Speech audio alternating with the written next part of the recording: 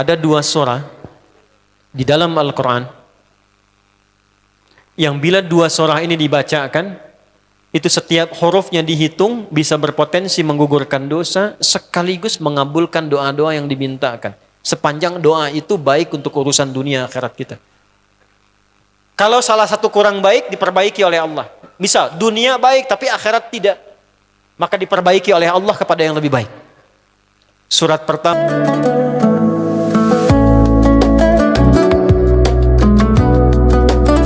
Ini hanya Allah turunkan untuk umat Nabi Muhammad SAW. Catat ini ya. Dan saya belum pernah bagi dimanapun yang ini, yang versi lengkapnya. Kalau bisa dilakukan, bukan hanya dosa digugurkan, tapi setiap hurufnya mempercepat terkabulnya doa kita di hadapan Allah Subhanahu wa Ta'ala. Ya. Ada dua surah di dalam Al-Quran yang bila dua surah ini dibacakan, itu setiap hurufnya dihitung bisa berpotensi menggugurkan dosa sekaligus mengabulkan doa-doa yang dimintakan. Sepanjang doa itu baik untuk urusan dunia akhirat kita. Kalau salah satu kurang baik, diperbaiki oleh Allah. Misal, dunia baik tapi akhirat tidak, maka diperbaiki oleh Allah kepada yang lebih baik. Surat pertama Al-Fatihah, surah kedua Al-Baqarah. Ya. Sebelum doa baca tuh Al-Fatihah sama Al-Baqarah. Tapi Al-Baqarahnya tidak dari ayat yang pertama. Kepanjangan.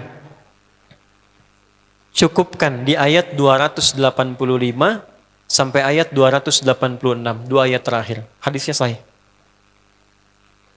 Kalau mau dikuatkan, biasanya banyak ulama memasukkan ayat 284. Ada yang sudah masuk ke dalam Ka'bah di sini? Ini informasi saja. Dan tiga ayat ini, Al-Baqarah 284, 285, 286, itu ayat yang dituliskan di dinding Ka'bah. Itu yang saat berhala dikeluarkan, gambar-gambar dihapus, itu ya, syair-syair diganti dengan ayat Quran sehingga jadi kain kiswah Ka'bah di luar. Itu ada sejarahnya. Yang di dalam pun dihiasi dengan hiasan ayat Al-Quran. Di antara yang dituliskan itu Al-Baqarah ayat 284, 285, 286. Intinya di 285 dan 286-nya. Tadi rakaat pertama yang saya bacakan dalam salat Isya. Hadisnya sahih. Itu spesial malaikat Jibril turun kepada Nabi Muhammad SAW mengabarkan kabar gembira siapa yang membiasakan membaca Al-Fatihah. Ya, kemudian dua ayat terakhir di Al-Baqarah dari amanar rasulu sampai fangsurna 'alal qaumil kafirin, tidaklah dia membacakan itu kecuali setiap hurufnya dijaminkan mengabulkan doa-doa yang dia mohonkan sepanjang benar doanya dan tidak diselimuti maksiat. Ini maaf ya. Ini saya minta maaf dulu nih. Kalaupun Anda benar doanya khusyuk sampai nangis, tapi ada selimut maksiat dalam permohonan doa itu pengabulannya mental lagi. Hadisnya sahih. Thumma dzakara rajula yutilu as-safara ash'atha aghbara yamuddu yadayhi ila as-sama' fayaqulu ya rabb faqala Rasulullah sallallahu alaihi wasallam anna yustajabu lidhalik famat'amuhu haram mashrabuhu haram malbasuhu haram wa ghudhiya biharamin fa anna yustajabu lidhalik. Rawahu Muslim. Nabi mengisahkan seorang lelaki menempuh perjalanan jauh. Awas, menempuh perjalanan panjang untuk ketaatan itu mempercepat doa dikabulkan 2 kali lipat dibanding orang biasa. Makanya kalau ada orang mau ke Mekah umrah, mau haji, titip doa. Ada yang mau beasiswa ke Madinah, ke Mekah, ke Al-Azhar, ke Mesir, titip doa. Saya biasanya kalau mau berangkat umrah, Ustaz titip doa, ayo tulis banyak tuh. Nggak saya baca. Saya simpen aja, ntar dekat Ka'bah, ya Allah engkau maha mengetahui. Ya, mohon kabulkan semua doa-doa ya dari teman-teman jamaah yang dititipkan dalam kertas yang telah mereka tuliskan itu. Simple Pak, daripada capek kita bacakan satu-satu. Dan alhamdulillah biasanya ya insya Allah terkabul. Insya Allah. Itu perjalanan jauh. Nah orang ini menempuh perjalanan untuk sekedar berdoa. Safar. Ya, safar yang baik.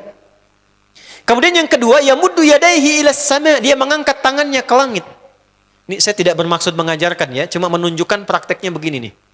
Ada yang bisa bantu saya nggak, satu orang maju? Cepat. Yang depan aja, depan. Jazakallah khair. Mohon pegangkan mic sebentar. Ya, terima kasih ya. Lihat sini. Lihat gini. Nah, jazakallah.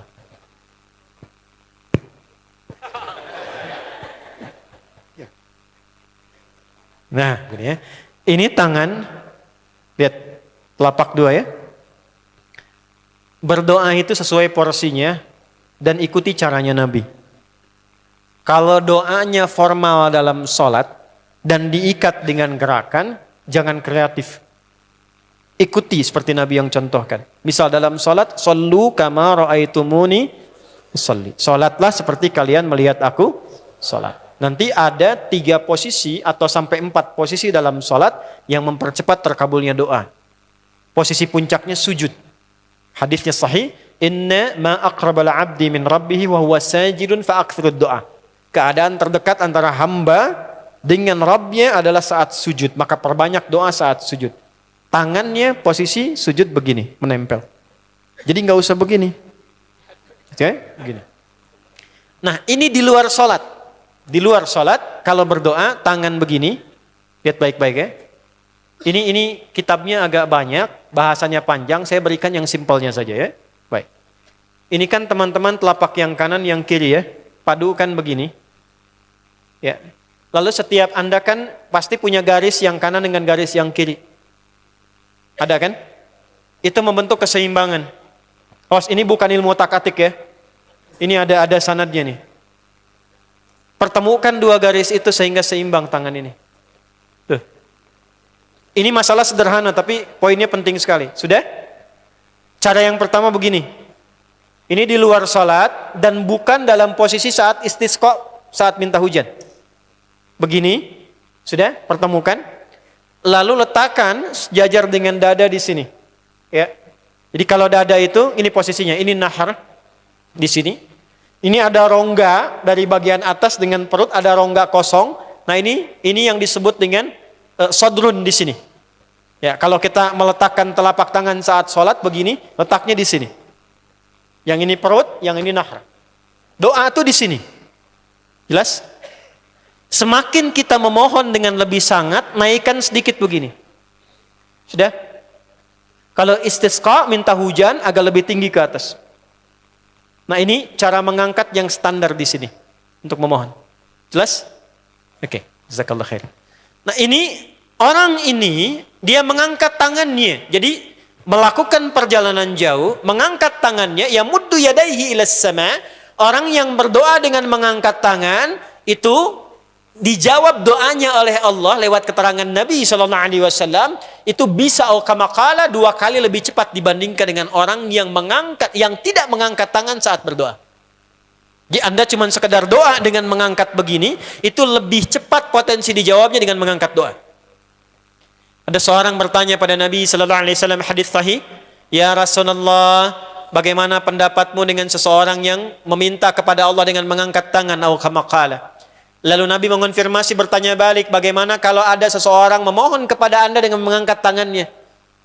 Pak, tolong Pak, tolong Pak, tolong, gitu kan? Di depan rumah Anda 1 jam begitu Pak, tolong Pak. Kira-kira Anda beri atau tidak? Beri. Minimal kalau Anda nggak punya kemampuan, Anda referensikan atau beri sesuai kemampuan Anda kan? Angkat tangannya. Dia jawab, saya malu kalau nggak ngasih. Apa kata Nabi? Innallaha hayyun karimun. Allah itu lebih punya sifat peka untuk merasakan malu pada hambanya kalau dia tidak memberi ketika hambanya mengangkat kedua tangannya. Nah nanti ada beda-beda posisi saat khatib Jumat misalnya 1 begini untuk khatib. Makmum mengangkat 2 tangan. Yang ketiga dia mengatakan ya Rabb, Asmaul Husna. Doa yang dibuka dengan Al-Asmaul Husna itu dijawab 2 kali lebih cepat dibandingkan dengan doa yang langsung dimohonkan kepada Allah. Itu perintah. Tahu Nabi Zakaria? Nabi Zakaria apa ujiannya? Diuji oleh Allah, hidup demikian lama sampai rambut memutih, fisiknya letih, istrinya divonis secara medis, maaf, monofos dan mandul. Kata medis nggak mungkin punya keturunan. Maka beliau berdoa kepada Allah dan dalam doanya dimulai dengan Al-Asma'ul Husna. Sebelum sampai ke doa itu di Ali Imran ayat 38 sampai 39, buka dulu Quran surah 17 Al-Isra ayat 110. Ini perintah langsung dari Allah. Qulidullah awid'ur rahman ayyamma tad'u falahul asma'ul husna. Quran surah ke-7 ayat 180. Walillahil asma'ul husna fad'uhu biha. Fad'u biha. Qulid Allah, kalau engkau punya masalah hambaku, dan tidak ada di dunia ini yang tidak punya masalah. Quran surah kedua ayat 155. Wala nabluwannakum bisyai. Setiap yang hidup itu, aku pasti akan uji dengan masalah. Itu kata Allah. Jangan disimpan sampai di situ, teruskan. Bukan untuk membebani hambaku dengan masalah, tapi untuk menaikkan kualitas hidupnya sehingga menjadi lebih baik. Jadi ketika Allah titipkan masalah itu, bukan ingin membuat kita bermasalah. Tapi dengan masalah itu kita diuji supaya kualitas hidup kita menjadi lebih baik. Nih Anda yang kuliah di UPI di sini, ada ujian nggak? Ada. Untuk apa ujian itu diadakan? Supaya bisa melihat kualitas peningkatan ilmu Anda dari masuk sampai naik tingkat. Kalau nggak ada ujian, nggak kelihatan kualitasnya bertambah. Logikanya begitu. Dan tidak mungkin Allah menguji seorang hamba di luar batas kemampuannya. La yukallifullahu nafsan illa. Jadi nggak ada orang yang hidup yang tidak punya masalah. Karena rumusnya mengatakan hidup berbanding lurus dengan masalah. Yang hidup pasti punya masalah. Yang tidak ingin punya masalah, tidak ingin hidup. Karena orang yang tidak hidup, yang hilang masalahnya, selesai hidupnya. Baik. Siapa yang tidak ingin punya masalah? Angkat tangan. Baik. Siapa yang ingin punya masalah? Alhamdulillah. Baik. Yang lain wallahu a'lam. Nah, kulit Allah kalau sedang diuji masalah, kan yang ngasih siapa? Yang nitipkan siapa? Yang punya solusinya siapa? Kalau Anda tahu yang punya solusinya Allah, kenapa curhatnya bukan kepada Allah? Kan sudah dicontohkan di Quran, kalau punya masalah curhatin ke Allah. Quran surah 12 ayat 86, sejak era Nabi Yakub, masalah di rumah tangga, anak bermasalah curhatnya pada siapa? Allah. Innama ashku bathi wa huzni ila Allah. Aku tuh kalau punya masalah sesedih apapun, curhatnya Allah. Bentangkan sajadahmu, curhatkan dalam sujudmu, tingkatkan takwamu. Wa may yattaqillaha yaj'al lahu makhraja. Quran surah 65 di akhir ayat yang kedua. Bentangkan sajadahmu, curhatkan, habiskan dalam sujudmu, keluarkan tangismu. Sehingga bebannya jadi ringan. Walaupun solusi belum datang, hatinya sudah tenang. Yang diperintahkan panjangkan sajadahmu, bukan panjangkan statusmu. Kita sudah tahu ayatnya, paham ketentuannya, tapi kenapa prakteknya ditumpahkan di Instagram, di Facebook, bikin vlog di YouTube, hanya untuk curhat saja. Dan ironinya dalam hal yang demikian tahu yang menyelesaikan Allah. Sekarang tambah bonus, aminkan ya. Yang mengaminkan doa ini mudah-mudahan dihilangkan masalahnya. Puguma mana nanti bermasalah kayaknya di dia. Itu gimana kumaha tuh ya teh? Paham? Curhatkan sama Allah. Nah bagaimana mintanya? Sebut namanya ya Allah.